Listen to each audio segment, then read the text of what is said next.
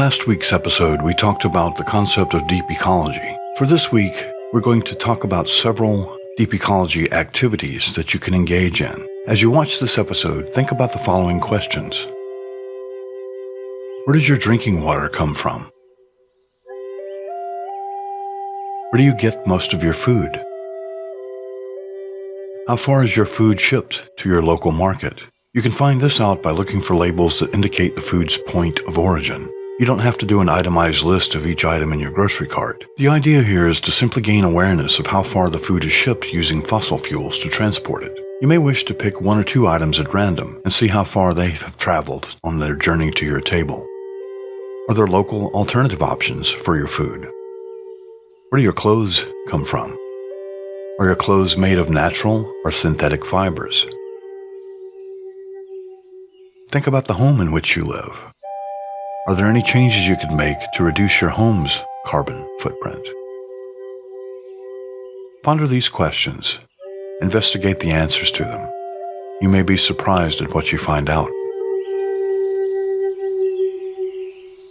The third sacred pillar of the Black Mountain Druid Order specifies service to the grove, to the community, and to the world at large. With that in mind, living sustainably so that we may minimize the impact on the earth, our mother, is a tenet of and a requirement of membership in the Black Mountain Druid Order. This means that a grove in the Black Mountain Druid Order is automatically an environmental group, because our groves work towards cultural change, towards deep ecology, and towards sustainable living. So if you're a member of a grove, you're already in an environmental group.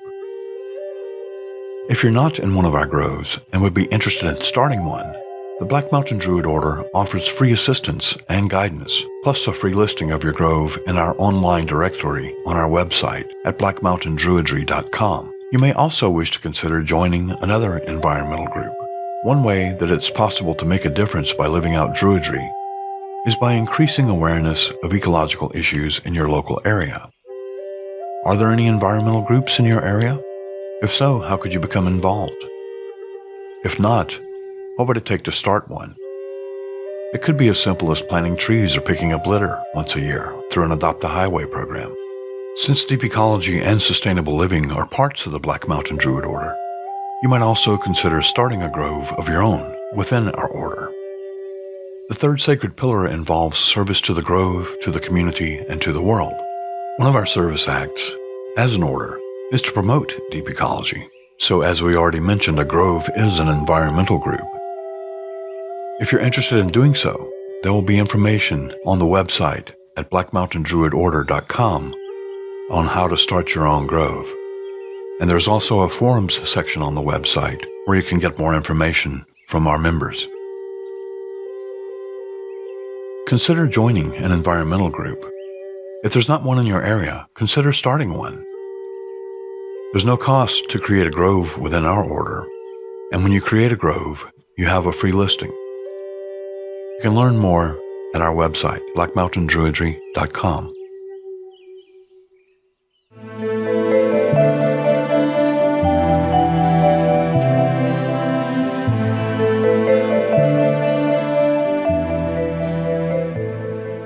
Are you interested in nature-centered spirituality? Are you looking to learn more about contemporary Druid practices? Did you know that the Black Mountain Druid Order has a free course in Druidry? Our foundational Druidry course covers the Wheel of the Year, basic herbalism, the Ogham alphabet, meditation, dream work, and vision seeking. It also teaches you how to begin doing your own shadow work. You'll also explore some rites of passage celebrated by our order. The foundational Druidry course is always free, and you're under no obligation to join our order if you decide that the way of the Druid is not for you. Find out more by visiting Black Mountain Druid Order's website at blackmountaindruidorder.com.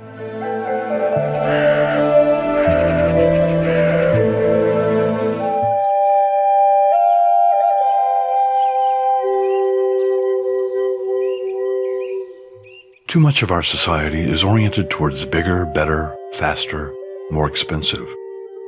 We get caught up sometimes in having more and having it now. Sometimes we forget what we're doing and for whom we're doing it. Jesse Jackson once said, "Children want our presence, not our presence." I think that if we slow down a little, learn to experience nature and each other, to get reacquainted with our families, then this race for far more stuff will loosen its hold in our lives. Maybe instead of the latest video game, our children would rather have us take time to take them on a hike in the woods once in a while. Maybe instead of staring at the television after work, we could take our mates on a stroll through the park. Maybe instead of taking the family to the mall, we could all get together and start a backyard garden. Sustainable living is also about freeing up time and monetary resources so there's more time for family. It's about leaving a world for our children that's in better shape than it was when we inherited it from our parents. This doesn't necessarily mean accumulating more material goods. This could also mean creating more sustainable relationships with each other, just as much as it means creating a more sustainable environment.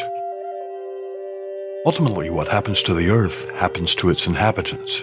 We are all part of many circles that make up the greater circle of life, and the earth is our home. What we do to the earth, we do to ourselves. In the long run, sustainable living means treating ourselves in a better way by treating our home, the earth, in a better way. How many ways can you live more ecologically and sustainably?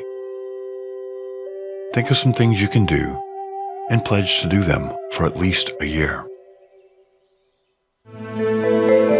Denying the darkness gives it power over us, but exploring it and reclaiming it gives us power over it. Black Mountain Druidry is the official television show of the Black Mountain Druid Order. The Black Mountain Druid Order has been doing shadow work since the late 1990s. How do you do shadow work? What can you learn from it? How can it help you?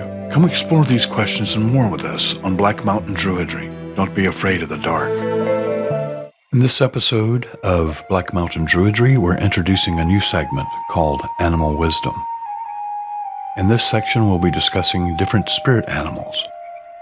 In ancient times, druids were restricted to certain geographical locations, and many of the animals listed here did not live in the lands where druids dwelled.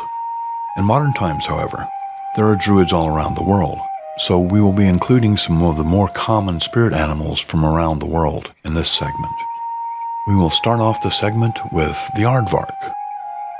The aardvark represents self-reliance, solitude, and nocturnal energy. Aardvarks are loners who survive by burrowing for food. If aardvark is your spirit animal guide, you're proficient at digging up hidden information. You may prefer to go your own way instead of following the pack, and you prefer the night hours to the daylight hours. Aardvarks are definitely not morning people. Aardvarks survive in the desert regions of Africa. So if aardvark is your spirit animal, it means you're a survivor who needs alone time. You can be gregarious if you must, but you also need to go off onto the wilderness for some me time to recharge your batteries. Aardvarks use their long, agile tongues to feed on termites and other insects. If aardvark is your guide, you have the gift of a clever tongue. You can generally persuade people to your viewpoint, and you're probably quite eloquent at public speaking or at the art of conversation. Aardvarks spend a lot of time digging into the earth. Because of this, they tend to be well-grounded, down-to-earth types, not given to whims or flights of fancy. They have a lot of common sense and don't mind sharing it. The word aardvark literally means earth pig, and so aardvark shares some characteristics with pigs and boars, the chief among these being digging for food and creating burrows for shelter. They're both strongly connected to the element of earth, and so their power is that of protecting and defending the home front. They're strong protectors and know how to look after their own. Aardvarks have sensitive hearing and are therefore also good listeners. If aardvark is your spirit animal, you'll have strong ties to your ancestral roots and may enjoy genealogy as a hobby. Family history is important to you, and you love digging up stories about the past, especially where your relatives are concerned. This tendency can sometimes be a double-edged sword because sometimes the past is buried for a reason, and aardvarks generally know all the family secrets. If aardvark is your animal, you are a strong, independent survivor who works a lot with the energies of rebirth, regrowth, and regeneration.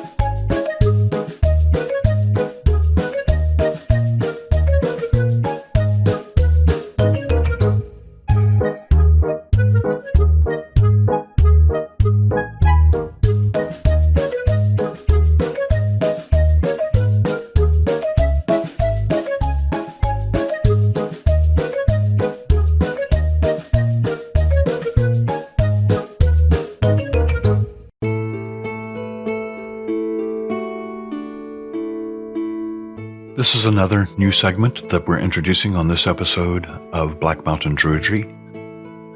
In this segment, we'll be talking about gods and goddesses. The first god we'll be talking about is Apelio.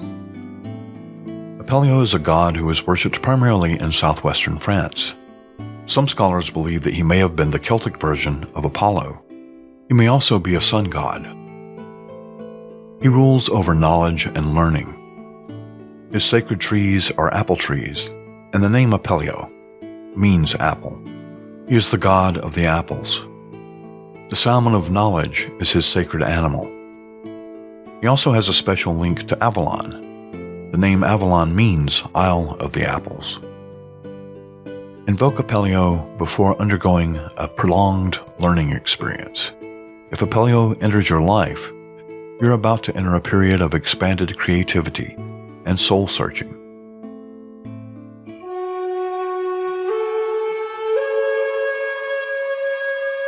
The book Foundational Druidry in the Black Mountain Druid Order is our manual for training those new to the Druid path. It was written as a companion piece to our free online Foundational Druidry course and teaches you what it means to be a contemporary Celtic shaman. In this book, you'll learn about deep ecology, herbalism, animal wisdom, meditation, dream work, and vision seeking.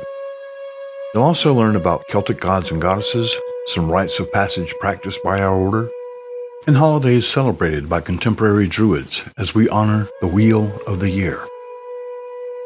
A portion of all sales goes towards funding the work of our order, helping our members to develop in mind, body, spirit, and emotion through the way of the Druid.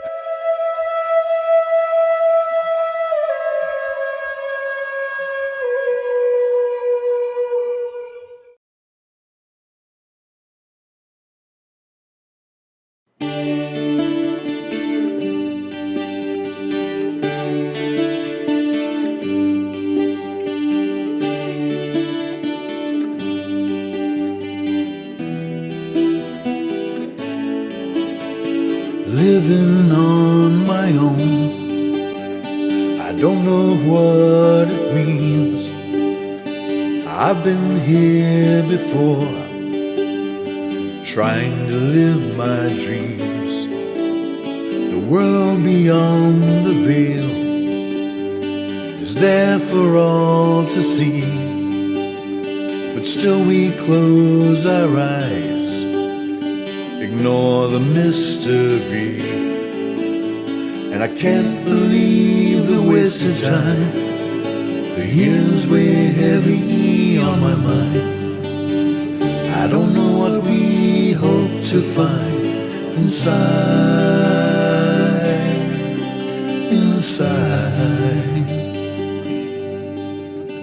Once there was a way to live in harmony.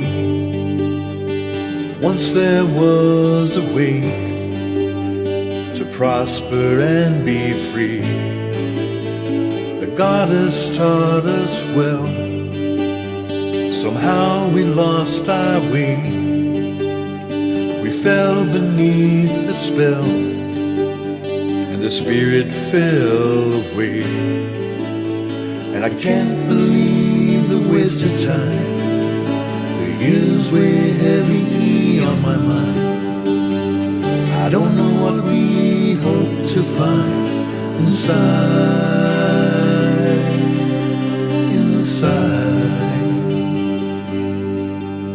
Someday we may return to the bosom of the earth, the spirit of the land, the home of our rebirth. The time it ticks away, the longer that we wait. I hope we mustn't learn we can't escape our fate. And I can't believe the wasted time. The years weigh heavy on my mind. I don't know what we hope to find inside.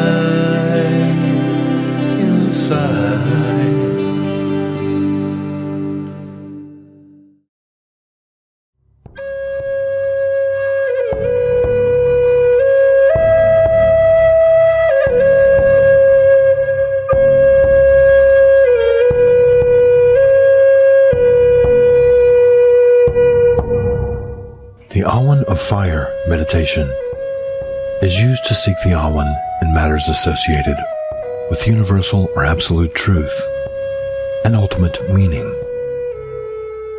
It is helpful when you seek direction and purpose in your own life. The direction of the fire is the south. It may help when performing this meditation to face south if possible. The season associated with the Awan of Fire is the summer. As you begin this meditation, visualize the noonday sun on the first day of summer, or Midsummer's Day.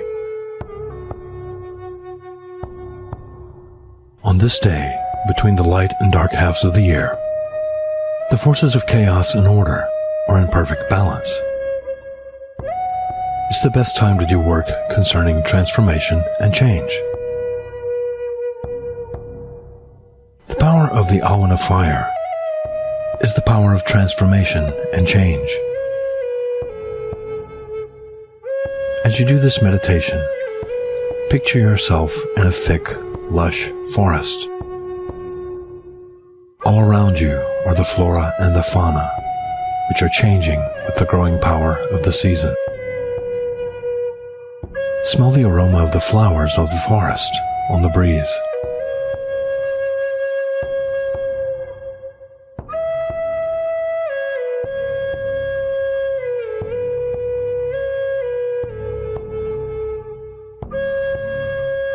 Feel the warmth of the sun on your face and the cool textures of the earth beneath your feet.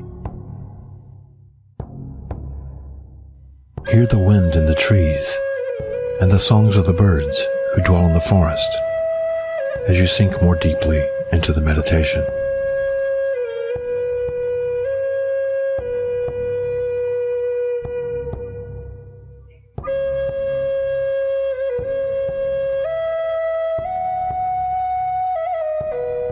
The Awan of the Fire is the Awan of art, creativity, and clarity in the light of wisdom.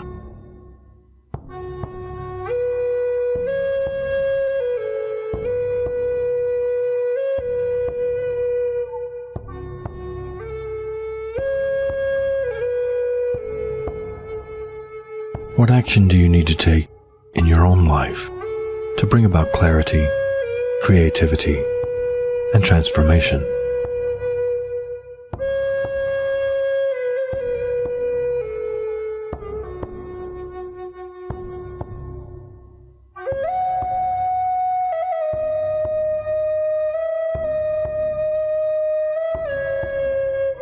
The Awan of the Fire is the Awan of universal truth and objective meaning. As you allow the inspiration of the Awan of Fire into your consciousness, ponder what absolute truths might give clarity to your journey. Perhaps you don't believe in absolute truth. If that's the case, ask yourself this: is it absolutely true that there are no absolute truths?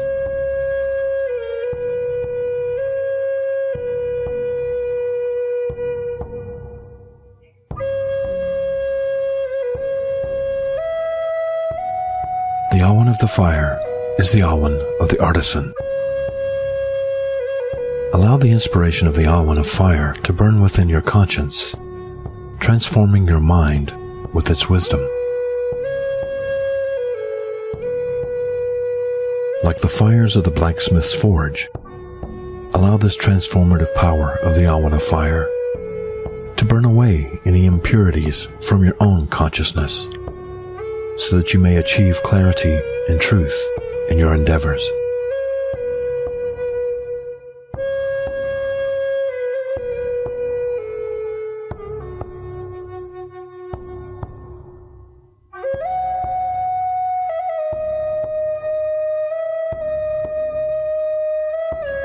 As you allow the metamorphosis of the Awan of Fire to work its magic on your soul and your spirit,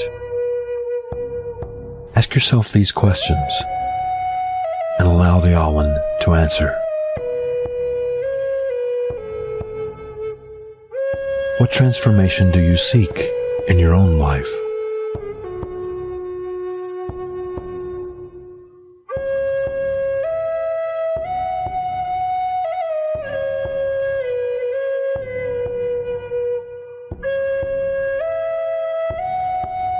How can the Awan of Fire lead you to the truths that will allow this change to take place?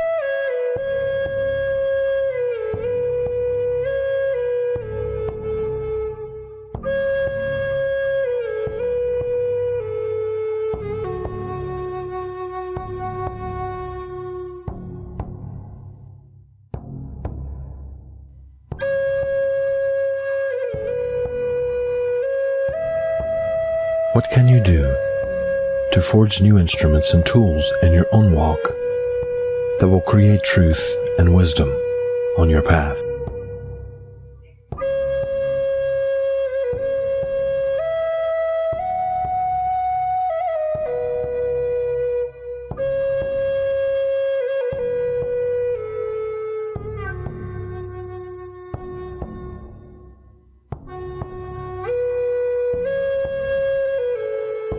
The artisan knows the ways of all things and uses them to create her art. How can the Awan of Fire lead you to the ultimate meanings behind the artistry of your own sacred path? What universal truths might you find along the way?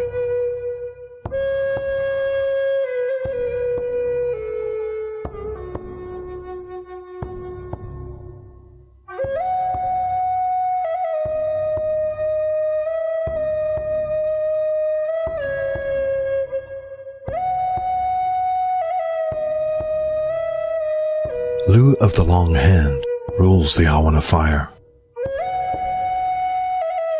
Lu is called Samaldanak, meaning equally skilled in all the arts.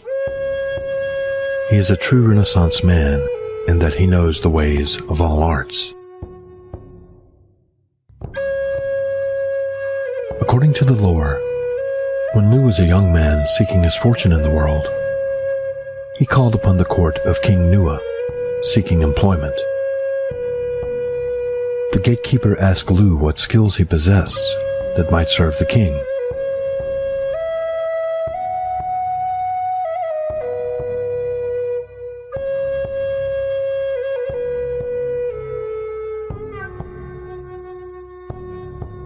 Lu named off his skills one by one, and each time the gatekeeper answered that King Nua already had someone serving in that capacity. Finally, Lu asked the gatekeeper if the Tuatha had anyone who could serve all of those skills at the same time. The gatekeeper was forced to admit that they did not, and Lu was granted admission to the court of Nua.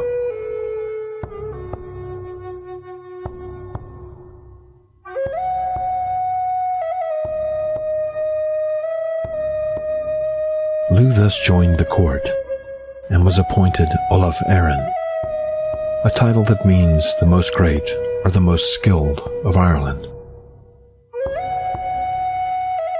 What skills do you possess that might grant you admission into the court of the children of Danu?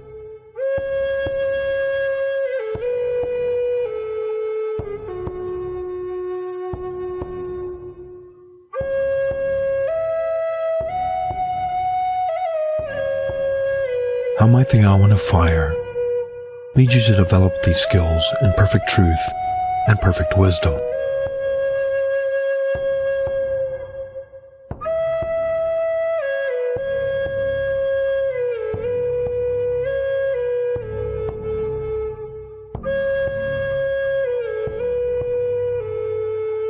How will you use your skills and talents to transform yourself?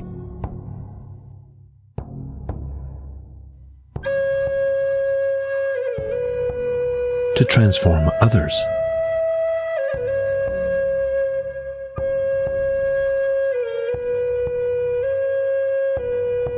To transform the world?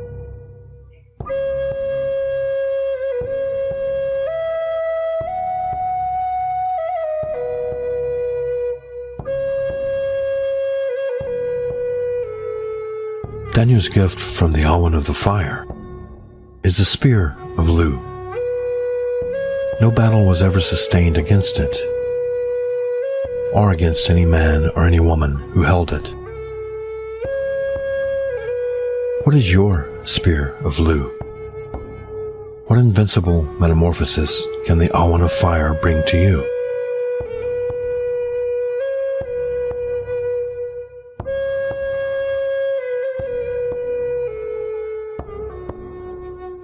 What talents and skills do you possess that the Awen of Fire can forge into steel?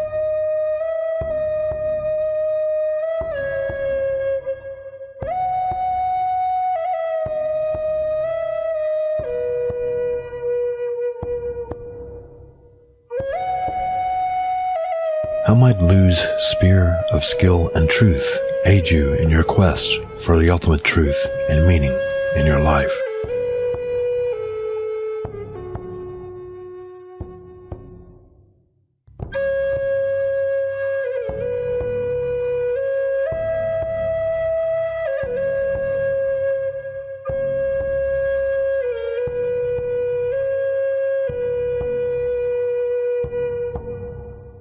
As this meditation draws to a close, give thanks to Lu for the spear of invincibility he has bestowed upon you.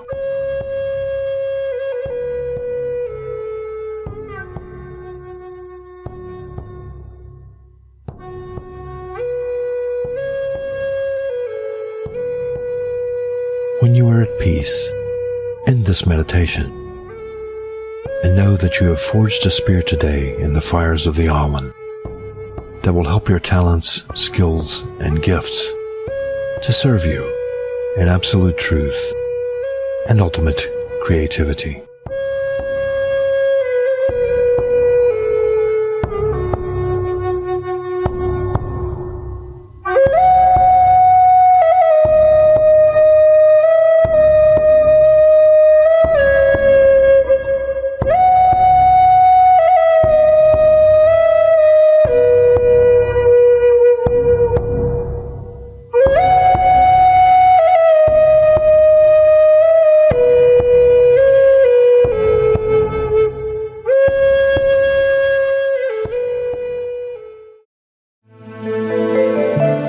Hi, this is Shinka Skane, Chief of the Black Mountain Druid Order. If you're enjoying Black Mountain Druidry, don't forget to subscribe and leave any comments or questions below.